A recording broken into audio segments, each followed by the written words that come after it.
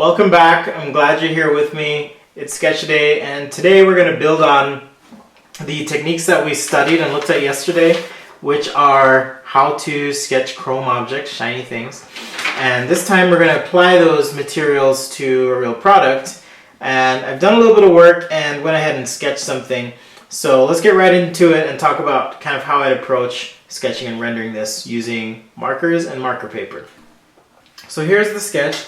It's a sketch of a simple screwdriver, and I have these two yellow markers. One's a Prismacolor, one's a Copic marker. And I know what you're thinking, how could he? How dare he mix brands of markers? Okay, maybe you're not thinking that, but it's okay.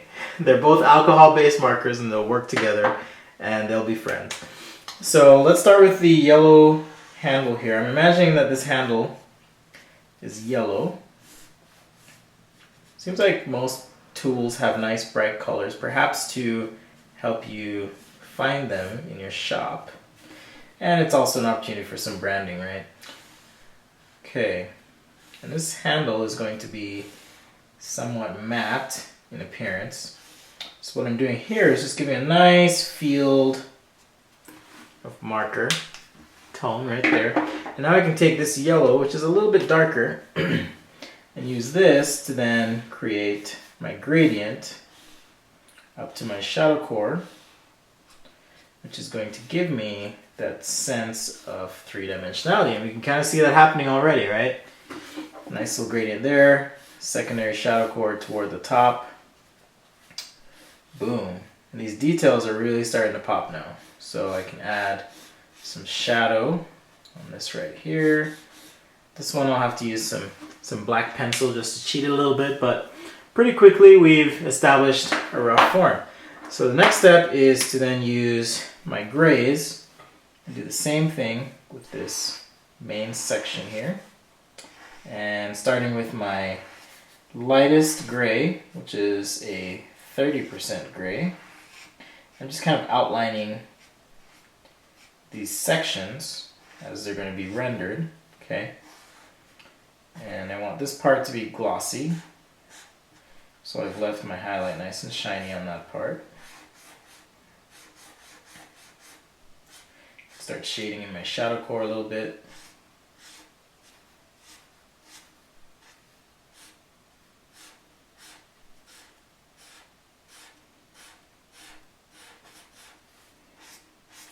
Okay, right in there.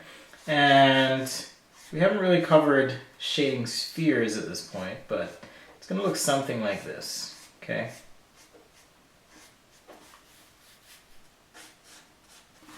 Alright, so now I can take a 50% gray. Where are you? I'm a complete mess on my desk right now. Okay, there it is. 50% gray. Punch the shadow core a little bit through here. We'll pick up on the 30 and blend that through. So the reason I jump between 50 and 30 is that it almost wakes up the ink that's already on the page just a little bit. I don't know if this is scientific or actually proven or not, but it feels that way, so I believe it. It just kind of helps it blend a little bit if I go between the 50 and the 30, right, from end to end. On the opposite side of my highlight here, just a little secondary shadow core right through there, and perhaps just a little shadowing on the back side with that little nub in the front. Okay, now for the shaft here. So again, pulling up our example from last time, we tend to get a nice bold black compressed highlight. So if I take this cylinder, for example, rotate on the side, that's what I get. Here's a good example using the pen, right? We've got this nice dark section through the middle. So I'm going to take my black marker that is on its last leg, and I'm going to use that to start shading in my chrome. And it's kind of a scary thing, right? You're just putting this black line down on your page. Just trust me, it'll look cool. Okay, so black line there, and just above maybe another little black line. Okay. So now I can come in And for this particular sketch, I'm going to use a combination of pen and pencil. Pen just to kind of keep things a little bit fresh, not feeling too static, and pencil just to help with some of that shading. So, just rotating my paper to an angle that I'm comfortable with, sketch in the inside of this chrome tip right there, and also the outside. Okay, just like that, and just like that. And you'll see where I use the pencil to kind of help with the chrome. Let's get the outside details here.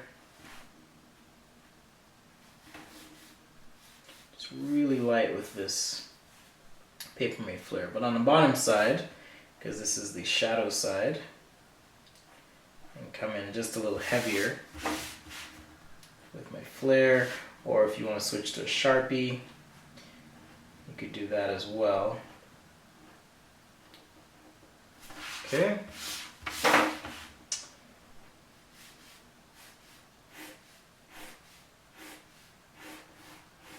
And you can tell and see that there's a difference between these two line weights on the top and toward the bottom.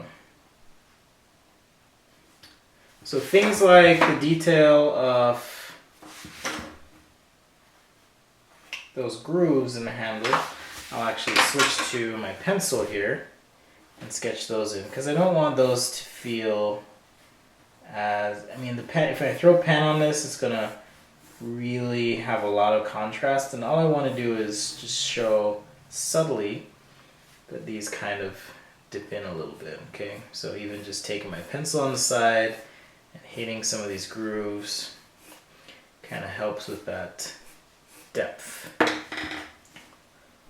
a little bit. Same thing here,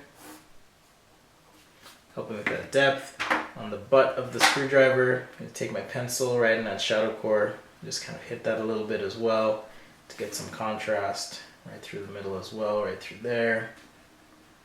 Okay, great. It's starting to look pretty good on the back side here with the pencil as well, because I don't really want a very hard line. Just going to kind of shade in, okay, right behind there. And at certain points I'll punch that line. So right in the shadow core, punch that contrast, but definitely want that to feel a little bit softer than taking my pen here and putting a nice hard line there. So just a little softer treatment. Same thing on the front.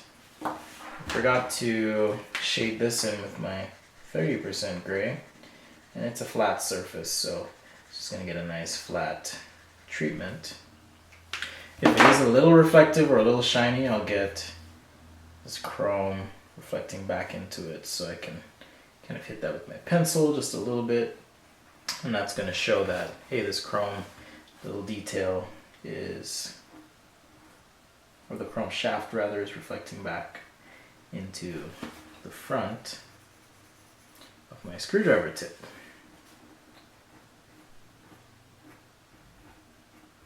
Okay, so the chrome, going back to the pencil, like I was saying, right on the top, because this isn't really in a outdoor environment, I'm going to use my pencil to act as my tool for a gradient. So now I need to transition from this harsh core or compressed reflection and use that shading.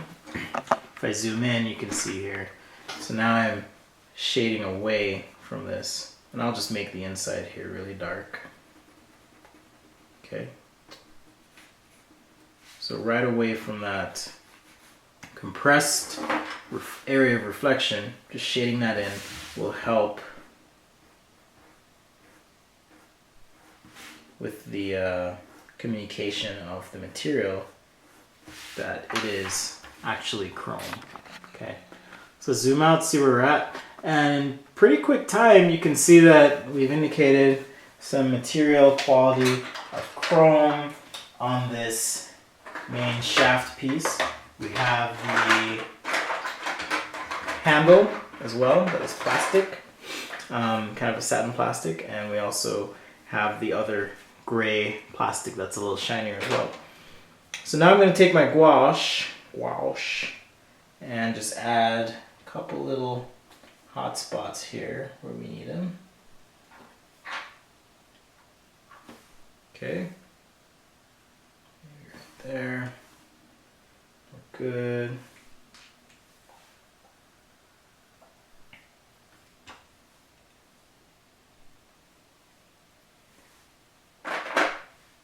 All right, it's looking like a pretty sweet screwdriver right now. But more importantly, we were able to take that chrome technique that we had and apply that to this concept. Okay, and if you're ever in doubt, you can squint your eyes, take a look at your sketch, and see if you need to, push the contrast somewhere.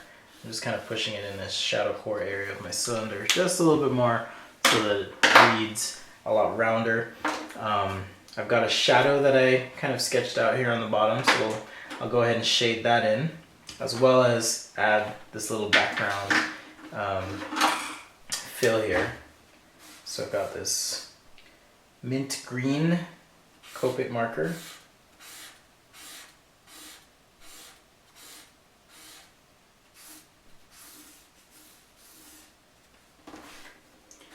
Shade this in.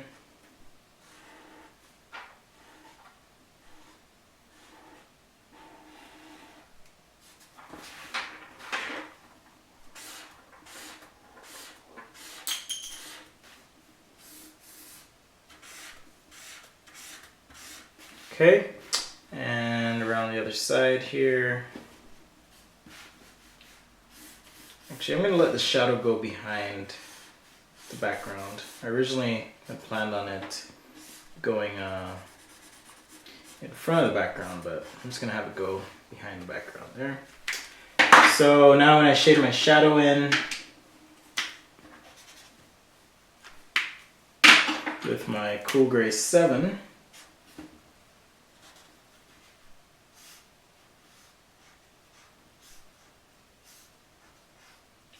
here's my shadow outline.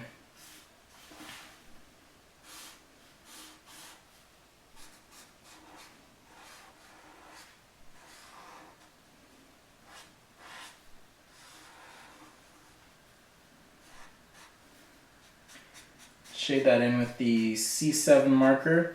I typically like to shade my shadows in with the marker strokes going up and down rather than side to side. It's just a personal thing. I think it looks better, but it's entirely up to you how you want to do it. As I tell my kids in the classes that I teach, as long as it looks good, I'm good, right? So there's always more than one way to do something, and this is certainly one of those cases where there is more than one way to skin this cat. Something I'm just going to try is I'm going to try and add a little bit of rim light to the outside of this screwdriver, and that's going to kind of add just a little bit more depthiness to the rendering. Okay, and by rim light I mean maybe there's a light on the back side of this that's kind of illuminating the screwdriver. And just taking my gouache brush, I can come around the outside of this with a little white gouache. If you have a white pen, you can kind of do the same thing.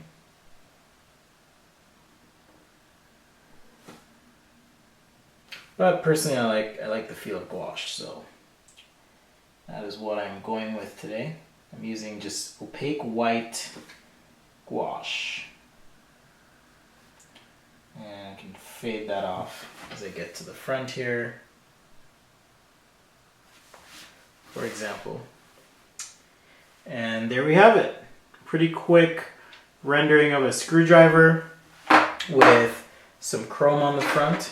There's probably a couple little details I could add here, just to show that there's a little bit of a surface transition. So this tiny, tiny round, right when this front bit gets a little bit wider, is going to catch some reflections in it that'll be compressed as well. And so those two little dots right here are representing those reflections that are kind of caught in that round section and compressed. Okay, so thanks for joining me today. It's been really fun. As always, date your work, sign and date it so you know exactly when you did it and everyone knows it's yours. It's been really fun. It's been a great week. If you take a minute and subscribe to my channel, you'll be the first to know when I post a new video. You can also follow me on Instagram at sketchaday.com or find me on Facebook at facebook.com/sketchaday. And that way you can post comments and interact, share things that I post, see other sketches that I post or other things that I'm up to, and be a part of the community that way. So we'll see you next time on Sketchaday. Thanks again for joining me, and I'm out for the week.